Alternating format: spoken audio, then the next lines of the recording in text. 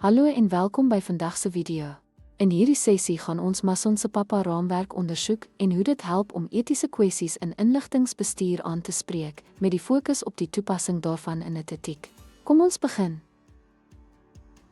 Privaatheid, akkuraatheid, eienskap en toeganklikheid is sleutelbeginsels in verantwoordelike databestuur. Privaatheid gaan oor die beskerming en verantwoordelike gebruik van persoonlike data, met streng beleide vir die beskerming van kliëntinligting. Akkuraatheid verseker korrekte data wat skade voorkom deur databasisse vir huidige kliëntrekords op te dateer.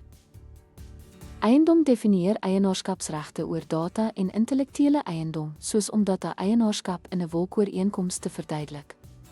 Toeganklikheid verseker dat inligting beskikbaar is vir gemagtigde individue deur middel van toegangsbeheer wat sensitiewe data slegs tot gemagtigde personeel beperk. Dankie dat jy ons video oor Mason se Papa raamwerk gekyk het. Dit bied 'n duidelike benadering tot die hantering van etiese kwessies rondom privaatheid, akkuraatheid, eiendom en toeganklikheid van inligting. Sien jou in die volgende video.